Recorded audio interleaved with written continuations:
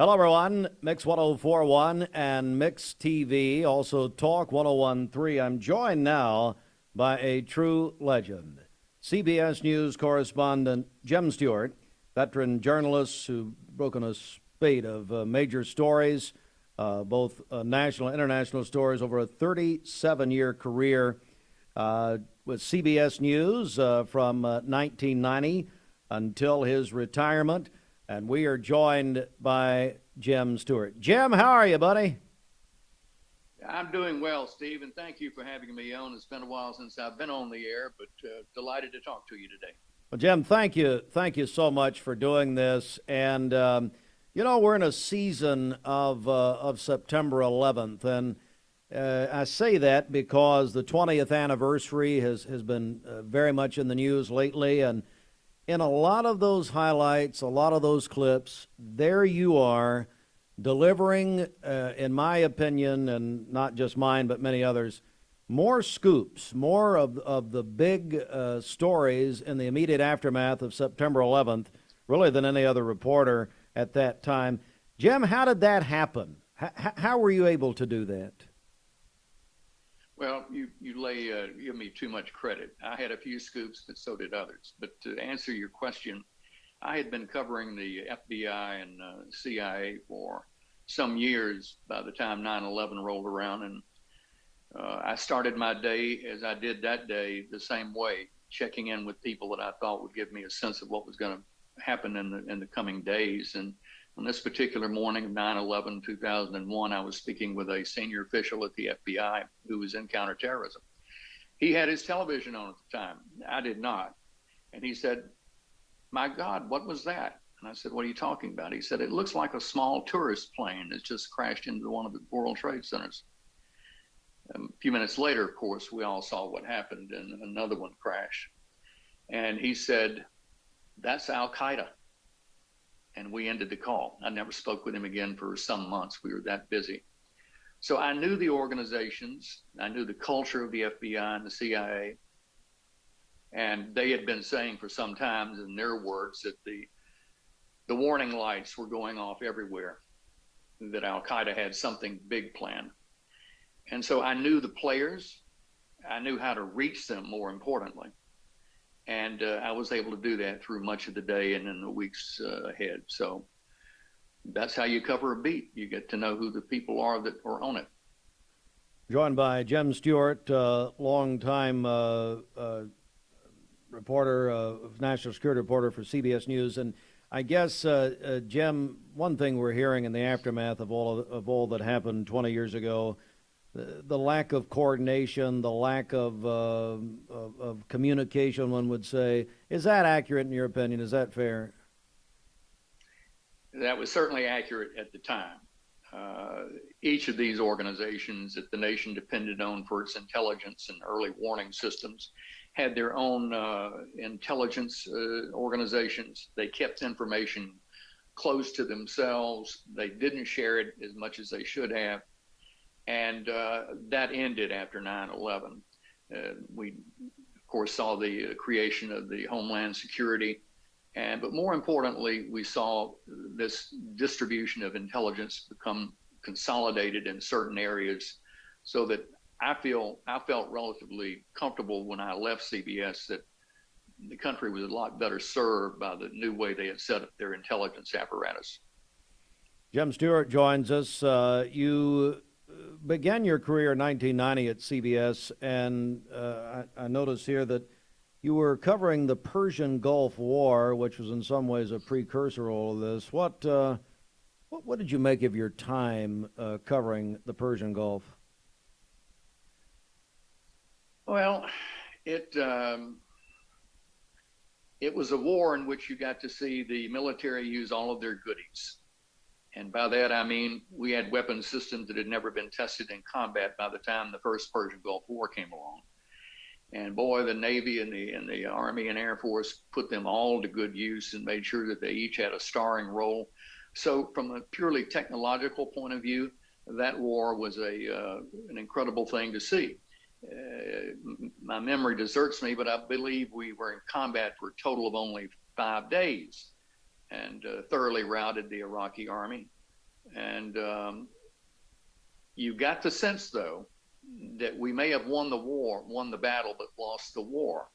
Because I say that because Al-Qaeda, at that time a force already, had made its sole purpose in being to kick us out of the Middle East, to have no foreigners, especially Americans, in the Middle East. And here we've done them the favor of invading a country and building new bases and establishing our footprint. So I walked away from that war thinking we may have just picked a bigger fight than we really want. Jim Stewart joins us, and let me go back to your coverage of the Justice Department, FBI, and the CIA and the counterterrorism issues. Were they being your sources and the people you dealt with in those agencies? Were they forthcoming with you? Were they open to you? I mean, I'm sure it may have taken a while. I'm sure your viewers probably have the same concept of sources in the media as most people do, which is that we meet in dark alleyways and in garages and pass secret notes to each other. It's not that way at all. The way you cover a beat like that is you get to know the people who were there, and most importantly, you get to know their culture.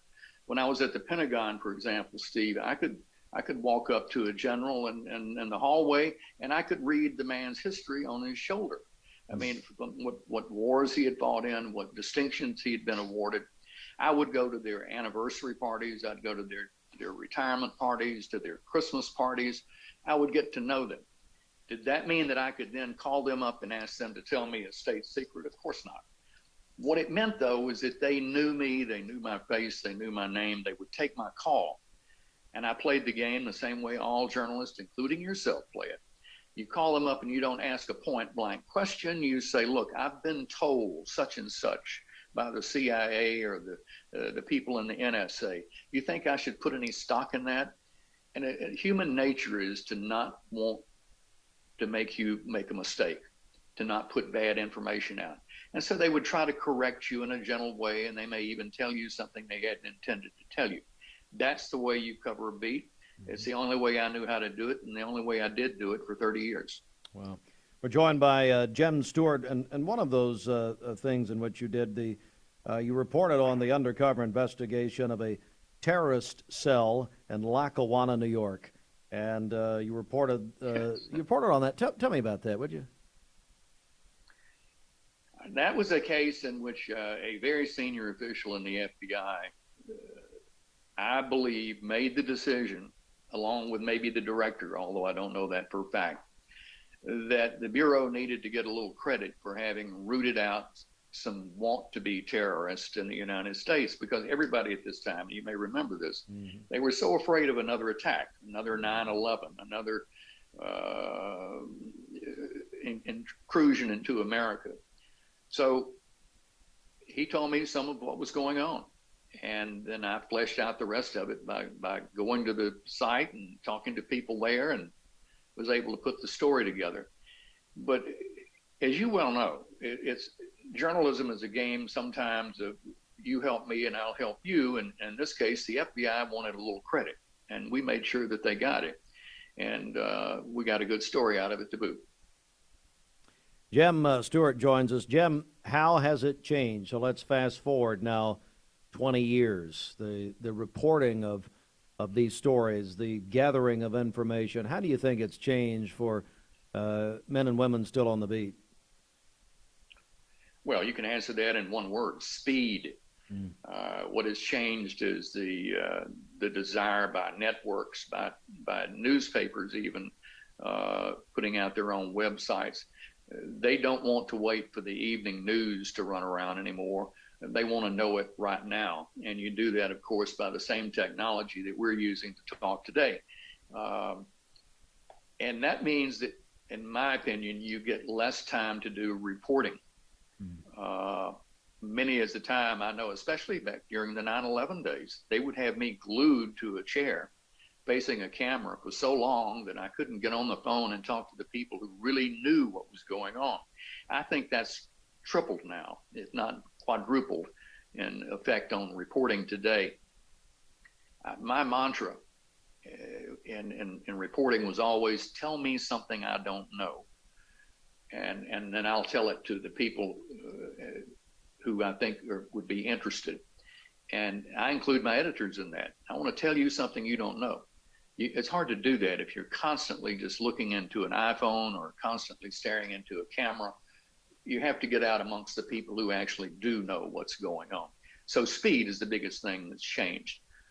Otherwise, it's all remains the same. The CIA still works against the FBI sometimes. The NSA works against the CIA and the FBI, and the others are on the sideline. And frankly, you're lucky at the end of the day if the president gets a true, clear picture of what's going on. And I'll wrap this up by pointing to the recent debacle that took place in Kabul.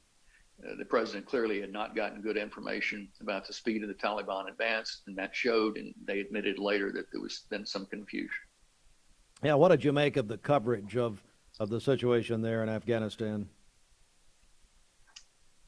I watched it closely because I was curious to see how the networks, including CNN, and how the newspapers would manage to keep people on the ground. And they did it just through sheer determination and in some cases, bravery. I saw Clarissa Ward of CNN stand in the middle of a bunch of Taliban carrying their Kalashnikov rifles and staring at her in a way that you knew they meant her no good. But she did it. And this is on the day they rolled into Kabul. I saw the same bylines in the New York Times day after day. Somehow they kept their bureau up and running, and they are still there. So my hat's off to them. That's a tough job to do, and frankly, I'm a little too old for it now. We're joined by Jim Stewart. Jim, kind of switching gears a little bit here. Back when I guess Don Hewitt relented and went along with the 60 Minutes 2 version, you from the beginning of that broadcast in 1999 would offer long-form pieces. And what was that's got to be a huge difference to have some time to actually dig in and tell a story and work on it, but from the daily grind of it, what is that experience like for you working on 60 Minutes 2? Well, that's a question spoken like a journalist, which you are. It's a totally different experience. My daily routine at CBS for the CBS Evening News was to put together about 2 minutes worth of insightful news every night, mostly. But for 60 Minutes, you're doing anywhere from 12 to 16 minutes.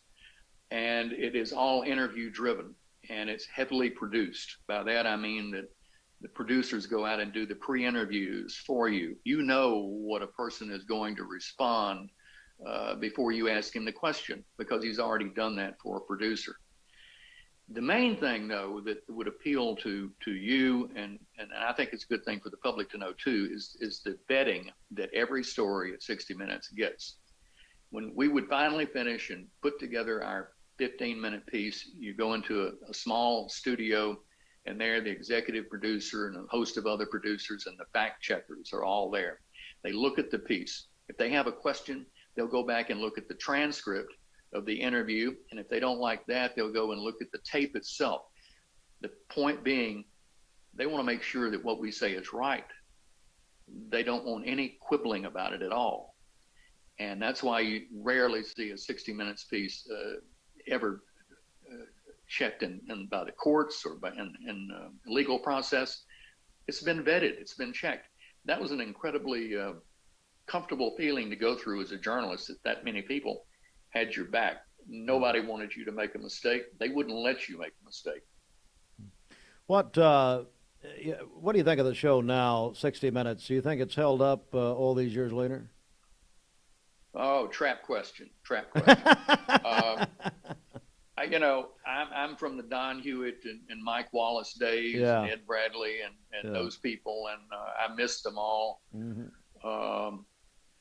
I think that some of the talent on there now is extraordinarily good and hardworking. I've known Scott Pelley for, 25 years or more. He works extremely hard. I will tell you in some hindsight, though, hard work, and you know this because you're in the business, it's got to be part of your DNA. Mm-hmm. And I'll give you one quick example. Dan Rather. I don't know what you may think of him personally, or I know a lot of people have strong feelings about Dan, but an all-time favorite. Nobody would outwork Dan Rather. That's right. I have seen him drive camera crews to their knees and go get a fresh camera crew and keep working. The man could get by on 3 or 4 hours sleep, and sometimes not that. It was just an incredibly charged atmosphere to be working around him. We're joined by Jim Stewart, and it's just, you're bringing back some wonderful memories. I had the opportunity to interview Scott Pelley when he came out with his book a couple of years ago, and it was just a delight to interview him and know what kind of guy he is from mutual friends. Jim Stewart joins us. Just a couple of more questions, Jim. And, I look at the story that you broke. You broke the story that the Unabomber, Ted Kaczynski, was about to be arrested. At that time, that was such a huge story, and somehow, in my mind, I think, we have some similar situations in this country right now. Well, I'll tell you the backstory Tell me about that. on that story, and that essentially is that, if you recall, I told you that the way you cover a beat, the way I cover a beat, is you get to know the people involved, you get to know the culture. Mm-hmm. As it turned out, the FBI was keeping Ted Kaczynski under surveillance by the use of special surveillance teams that were going through a lot of hardship. They would spend hours and days and weeks up in the mountains observing him in his cabin, and that got to be wearisome duty. And without going into too much detail, because it's still a source issue, one of them complained and said, why the hell am I up here in these mountains watching this guy? He never comes out except to go to the bathroom. Word of that complaint got back to me, and I put 2 and 2 together, confronted the FBI, and they said, please don't do this story. We're close to making an arrest. And CBS, and Dan Rather specifically, made this decision, said, we will honor that. We don't want to interrupt your investigation. We will hold off on doing any story whatsoever until you tell us that you're about to move in. And we kept our word, and the FBI kept their word, and ended up writing a very laudatory note to Dan and to the network thanking us. So that's the back end on that story. That's amazing. You take that example there of what Dan Rather did in that case, and I instantly think about the history of CBS News. I think of, obviously, William Paley. I think of Dr. Frank Stanton. I think of on and on the way that place built. As a matter of fact, Jim, it's so funny. I believe I read a note this morning. CBS News' birthday is actually some 80 some odd years is tomorrow. Actually, they went on there. Yeah, I think of that history and that standard, and now, and this is not a comment on CBS, but on just anyone with social media the way it is, it's just tough to know your sources, and the information that gets out there now is just, as we're seeing in this pandemic, is just incredible. Well, yes. But you make 2 distinctions there. One, you're comparing social media to the network media and large newspaper media, which I grew up in. And the people that the networks used to hire, I don't know if it's still their policy, they wanted you to know what you were talking about. I had been covering the Pentagon for newspapers for some years before CBS approached me. They didn't want to have somebody come in who had to find his way around the E-ring at the Pentagon. And the same was true, I know, at some newspapers. If you wanted an aviation expert, you went to the aviation industry. You could teach them to be a journalist, but you couldn't teach them to be an aviation expert. Social media is a whole different animal. You don't need any qualifications. You didn't need to go to graduate school in journalism like I did, or